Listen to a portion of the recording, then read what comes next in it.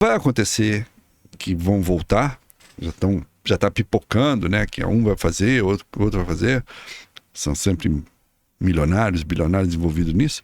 O que vai acontecer é que vai haver um controle muito mais severo desse tipo de equipamento, né? Então, para uma empresa oferecer uma viagem dessa, ela vai ter que passar por um crivo técnico muito forte do equipamento que eles têm. E isso é bom, claro.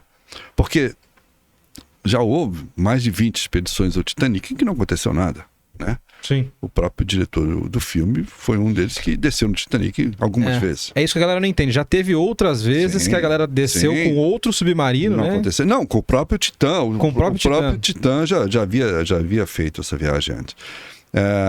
Sim, já aconteceram várias, né? Veja bem, o Titanic está a 2.000 metros. O ponto mais profundo dos oceanos é quase 11.000, então é muito mais profundo do que o Titanic. E no ponto mais profundo dos oceanos, já se foi mais de 10 vezes. A primeira vez foi nos anos 50, inclusive, né? Então, existe capacidade, recurso, material para você ir muito mais fundo do que aquilo, né? O que não pode haver é uma operação que vise lucro, porque quando visa lucro, ele começa a negligenciar a segurança, o custo da operação, não é? Então, não tenho a menor ideia quanto custaria fazer uma checagem em um submergível depois de um mergulho do Titanic, mas não é barato, com certeza. Sim. Então, se a empresa que opera aquilo comercialmente, porque não é uma expedição científica como as outras são, uma expedição comercial, o objetivo é ganhar dinheiro, essa empresa, é claro que ela vai tentar segurar o custo, então ela não vai querer gastar muito na manutenção, né? Exato. Mas agora, acho que agora vai mudar. Infelizmente, precisou morrer 5 pessoas, exatamente, para criar um... E Jorge, indo para o seu novo livro, você está para lançar um livro novo, nosso episódio vai sair em outubro. Fala um pouquinho do seu livro novo e uma história bacana dele, se você puder dar um spoiler aí. Não tem problema nenhum de dar spoiler, mas eu só tenho um problema de lembrar das histórias, porque são muitas histórias na cabeça e às vezes eu fico na dúvida. Eu falo, já publiquei sobre isso ou eu tô escrevendo recente? Tá no livro ou não tá no livro? Eu faço muito essa confusão, tá? Com frequência eu recorro ao índice para ver se eu já falei. É a mesma coisa. Só que no novo livro não vão ser 200 histórias, vão ser 150, que as histórias são um pouquinho maiores, né? E eu não quero fazer uma bíblia, então, né? Então eu reduzi o número de histórias para poder contá-las com mais detalhes que eu tenho. Mas é o mesmo padrão, tem história de todo padrão, e eu sempre sigo a mesma... Eu conto histórias dos últimos, digamos assim, 5 séculos. Eu venho de 1500 para cá. 1500 para mim é uma referência, né? Porque, na verdade, quando começou a nossa história aqui no Brasil, né? Começou pelo mar também. Legal. Então eu sempre venho das histórias mais antigas para as atuais. As atuais são muito mais numerosas do que as antigas, embora antigamente acontecesse muito mais coisa do que hoje. Só que existe uma dificuldade de registro daquela época, né? Tem coisas que eu começo a ler e não consigo ler nem em português, que é o português arcaico, não dá para entender. Caramba. Mas eu divido mais ou menos o livro nessas 5 fases. As guerras, a Primeira e Segunda Guerra Mundial gerou muita coisa no mar, teve muita ação, muita batalha, muita coisa. E gerou histórias de sobrevivência extraordinárias, assim, que são histórias que... Tipo o quê? Cara, teve soldado da guerra, afundou vários navios na guerra, então vários náufragos que sobreviveram assim. Você fala, como o cara conseguiu sobreviver boiando na água, sem barco, sem nada, por 10, 15 dias, sem água.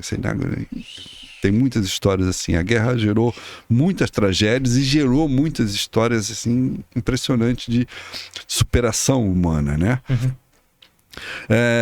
Você perguntou do novo livro, histórias. Cara, eu preciso lembrar de alguma assim legal, mas tem uma história que é dessas do padrão que a gente nunca vai saber o que aconteceu, que ela é relativamente recente, aconteceu menos de 10 anos atrás, envolvendo um grupo de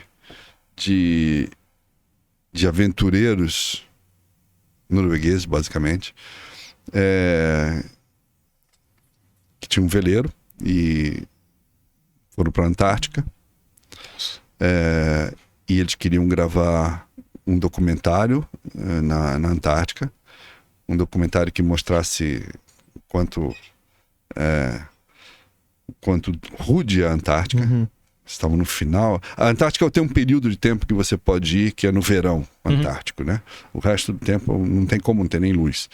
Então eles foram no final do verão, já quase na época onde você já não deveria ir, porque eles queriam realmente fazer cenas impactantes, etc. E tal. E eles foram para uma área da Antártica, que é uma área que é sobre controle, digamos assim, da Nova Zelândia, tá?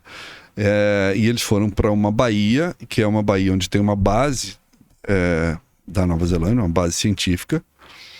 E eles foram para essa baía com um veleiro, e nesse veleiro eles tinham 2 quadriciclos, e o plano do líder da expedição era desembarcar os 2 quadriciclos, ele mais um tripulante, que era quase um garoto, 17 anos, eles iriam com os quadriciclos até o ponto quase central da Antártica e voltar. Nossa. Isso já tem tudo para dar tudo errado. Não, é um exemplo claro da imprudência, né? Isso no final de temporada, né? Onde as tormentas já começavam, as tempestades já começavam, né? E a gente nunca vai saber o que de fato aconteceu, porque eles eram 5 pessoas no veleiro, 5 jovens. Esses 2 que fizeram a expedição, estão vivos. Os 3 que ficaram no barco desapareceram. Nossa! Caramba! Então, a gente nunca vai saber, que a gente só tem a versão dos que sobreviveram, não a versão dos que morreram, e muito menos a versão do terceiro componente dessa história, que é a Marinha da Nova Zelândia.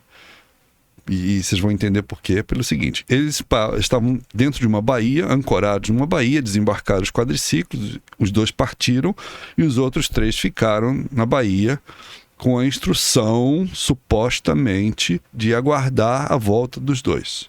Eles iriam e voltariam para lá. Quando eles já haviam partido e o veleiro continuava ancorado na baía, chegou uma fragata da Marinha da Nova Zelândia. E aí, de novo, não dá para saber o que aconteceu, porque você só tem a versão da fragata, dos oficiais da fragata, do comandante da fragata. Você não tem a versão dos velejadores. Sim. Supostamente, essa fragata chegou, foi até o barco deles, e isso é verdade, está documentado, tem foto, e falou: olha, vocês não podem ficar aqui. Isso aqui é uma área, não é uma área militar, mas é uma área científica, vocês não podem estar aqui sem autorização. E eles não tinham autorização para ir para lá, e eles não tinham nem autorização, na verdade, para ir para a Antártica, que é exigida, porque hoje em dia você tem que fazer um seguro, que é caro, e eles não fizeram nada, né? Eles foram clandestinamente. E eles foram alertados, e eu acredito que sim, isso é verdade, pela Marinha neozelandesa, que eles não poderiam ficar ali, que eles tinham que sair de lá. Ocorre que no dia seguinte a essa visita, entrou uma tempestade muito forte, que supostamente eles sabiam que ia entrar por causa da meteorologia. Todo mundo sabia que havia uma tempestade muito forte. E mesmo assim, pouco antes de começar o tempo a piorar muito, esse veleiro levantou a âncora e saiu da baía com os 3. Um deles era no sul-africano. Saiu da baía com os 3. Aí começa a história. Por que eles sairiam de uma baía que é mais ou menos muito mais abrigada do que o mar aberto, sabendo que lá fora a coisa está horrível? O veleiro que eles estavam, pequeno, não teria a menor chance. Por que eles iam sair de um lugar abrigado para ir para o mar aberto? Esse é o grande enigma dessa história, que você jamais vai saber, porque você tem a versão dos 2 que foram e tem a versão dos oficiais da Marinha, mas você não tem a versão dos 3 que desapareceram. O fato é que eles saíram da baía pouco antes da tempestade, E logo em seguida veio um pedido de socorro, né? Que demorou muito a operação de socorro a ser iniciada, não se sabe muito bem porquê, mas essa mesma fragata teria ido no encalço para ajudá-los, já não encontrou mais nada. A fragata, inclusive, quase afundou, porque a coisa era realmente muito feia. Caramba. Bom, aí vem os detalhes. O grande enigma é por que alguém sairia sabendo que lá fora vai ter uma tempestade. Por que alguém ia sair daquele lugar? Tem várias teorias sobre isso. Uma delas é que os dois que saíram com os quadriciclos para fazer a expedição não conseguiram chegar onde eles queriam, exatamente por causa da tempestade que entrou, porque entra no continente também.